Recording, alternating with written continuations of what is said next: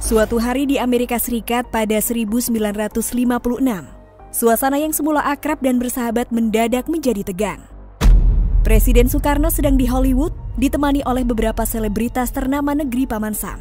Salah satunya adalah Jean Simmons, aktris cantik yang sangat terkenal kala itu. Barangkali bermaksud mengakrabkan diri dengan sang tamu agung dan terhormat yang didampinginya itu. Simmons mengungkapkan keinginannya untuk berkunjung ke Jakarta suatu saat nanti. Nanti di Jakarta saya ingin naik becak, selorohnya.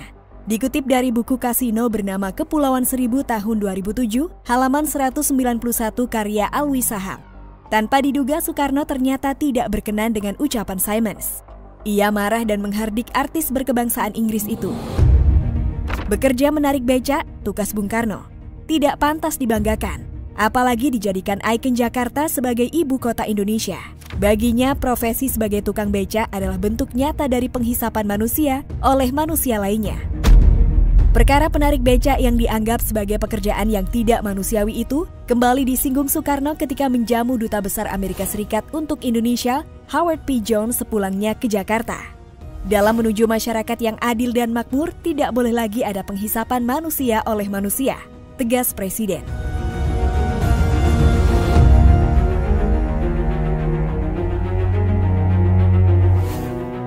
Tidak sekali itu saja Presiden Soekarno marah-marah di Amerika Serikat. Lain waktu pada 1960, ia mencak-mencak lagi di negara adikuasa tersebut. Tak tanggung-tanggung, kali ini Bung Karno murka di Gedung Putih lantaran merasa tidak dihargai oleh pemerintah Amerika Serikat dan presidennya waktu itu, Dwight D. Eisenhower. Bung Karno kala itu memang diundang khusus oleh Eisenhower untuk mengunjungi Amerika. Bisa jadi Eisenhower ingin lebih dekat lantaran selama ini Soekarno cukup sering mengkritik negaranya. Bung Karno pun menyanggupi untuk datang sesuai jadwal. Dikisahkan oleh Cipta Lesmana dalam buku Dari Soekarno sampai SBY tahun 2009, Bung Karno sudah merasa janggal dan kurang nyaman usai mendarat di Washington. Ternyata bukan Eisenhower yang menyambut kedatangannya sebagaimana protokol yang berlaku di Amerika saat itu, ketika sesama kepala negara berkunjung. Tentu saja Presiden Soekarno kecewa. Namun Presiden Soekarno berusaha untuk memakluminya. Kemarahan Bung Karno meledak ketika kejadian nyaris serupa terulang lagi di Gedung Putih. Soekarno dijadwalkan bertemu dengan Eisenhower pada pukul 10 pagi waktu setempat. Jam 9.58 ia sudah tiba di Gedung Putih, kemudian duduk menunggu Eisenhower. Menit demi menit berlalu, Soekarno masih bertahan. Pukul 10.25, Bung Karno mulai gelisah karena Eisenhower tidak kunjung menampakkan dirinya. Dan 5 menit kemudian, genap 30 menit menunggu, murkalah sang pemimpin besar revolusi itu. Ajudan Presiden Soekarno Bambang S. Wijanarko menceritakan fragmen menegangkan ini dalam buku Sewindu Dekat Bung Karno tahun 2010. Soekarno mendatangi petugas protokoler lantas menghentak, "Apa-apaan ini? Kalian yang menetapkan pertemuan pukul 10. Hingga pukul 10.30 presiden kalian belum datang juga. Apakah kalian memang bermaksud menghina saya? Sekarang juga saya pergi," bentak Soekarno. Cindy Adams melalui buku Soekarno An Autobiography tahun 1966 juga menuturkan kisah serupa yang didengarnya dari mulut Bung Karno sendiri. Setelah Soekarno mengancam pergi, petugas protokoler Gedung Putih bergegas meminta maaf kemudian masuk ke dalam ruangan. Tak lama berselang Eisenhower keluar dan mempersilahkan Soekarno masuk bersamanya. Namun tidak ada kata maaf yang terucap dari Presiden Amerika Serikat itu.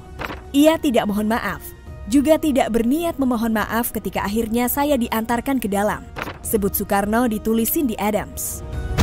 Perlakuan seperti itulah yang membuat Soekarno semakin benci terhadap Amerika Serikat. Bung Karno mengakui, ia berulang kali mencoba untuk menjalin persahabatan dengan negara itu, tapi selalu kandas.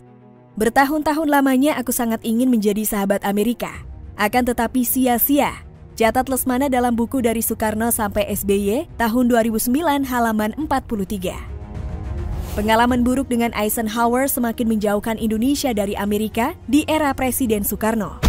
Bung Karno pun menolak bantuan yang hendak diberikan oleh negara adidaya itu. "To hell with your aid," sergahnya.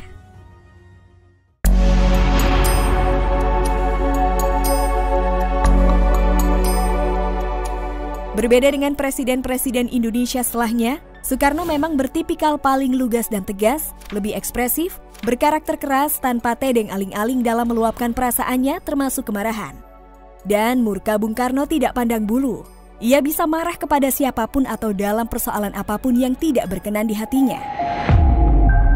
Presiden Soekarno pernah murka di forum internasional sekelas sidang umum Perserikatan Bangsa-Bangsa yang dihadiri oleh lebih dari 100 orang kepala negara dari seluruh dunia. Dengan suara keras bak gelegar halilintar, ia mengecam negara-negara barat yang disebutnya tidak adil terhadap negara-negara berkembang. Pada 1963 itu, Soekarno sekaligus menyatakan bahwa Indonesia keluar dari PBB. Di periode yang sama, Soekarno juga meluapkan kemurkaannya terhadap Malaysia. Negeri tetangga yang masih serumpun ini dituding Bung Karno sebagai negara boneka, antek bangsa-bangsa kapitalis, terutama Inggris dan Amerika.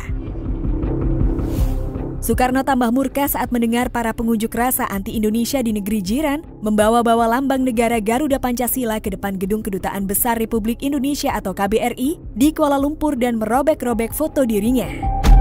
Bahkan para demonstran kemudian membawa Garuda Pancasila kepada Perdana Menteri Malaysia itu, Tunku Abdul Rahman, dan memaksanya untuk menginjak salah satu simbol kehormatan bangsa Indonesia tersebut. Kampanye ganyang Malaysia pun menjadi luapan amarah Presiden Soekarno kala itu. Kemarahan Soekarno memang tak memandang apapun dan siapapun.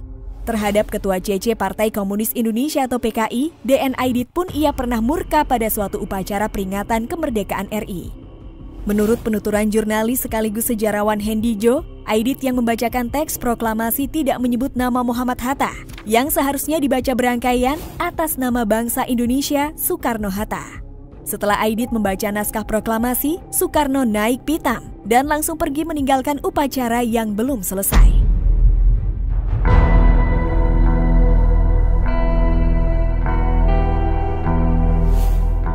Soekarno pernah pula mendapat fitnah keji yang membuatnya meradang. Dalam pertemuan dengan perwakilan Kesatuan Aksi Mahasiswa Indonesia atau KAMI yang berunjuk rasa menuntut pembubaran PKI pada 18 Januari 1966. Soekarno mempersoalkan coret-coret dan selebaran terbuka yang berisi fitnah terhadap salah satu istrinya Hartini. Coret-coret dan selebaran itu menyebut bahwa Hartini sebagai Gerwani Agung. Seperti diketahui, Gerwani atau Gerakan Wanita Indonesia adalah organisasi sayap perempuan pendukung PKI. Tak hanya di Jakarta, tembok rumah Hartini di Bogor pun tak luput dari aksi vandalisme tersebut. Bung Karno juga pernah kesal kepada kakak kandungnya Sukarmini Wardoyo, hanya gara-gara Mbak Yunya itu sering berlatih tenis. Soekarno marah karena menurutnya tenis adalah permainan mewah yang jauh dari kondisi rakyat Indonesia saat itu. Namun hubungannya dengan Sukarmini tetap saja harmonis karena kemarahan Bung Karno itu ibarat pertanda kasih sayang. Di samping itu Sukarmini adalah kakak satu-satunya Bung Karno, juga sering ikut menjaga dan merawat anak-anaknya. Masih banyak kejadian kemarahan Soekarno lainnya semasa menjabat sebagai Presiden Indonesia. Terlebih setelah peristiwa G30S 1965 yang meruntuhkan pamor sang penyambung lidah rakyat Indonesia, lantaran berbagai kabar miring yang belum tentu valid kebenarannya. Namun Bung Karno murka tentu ada alasannya. Apabila Bung Karno yang bertabiat keras saja sering marah-marah, maka sepertinya wajar jika presiden-presiden berikutnya yang berkarakter lebih kalem terkadang terpancing pula emosinya. Karena presiden juga manusia.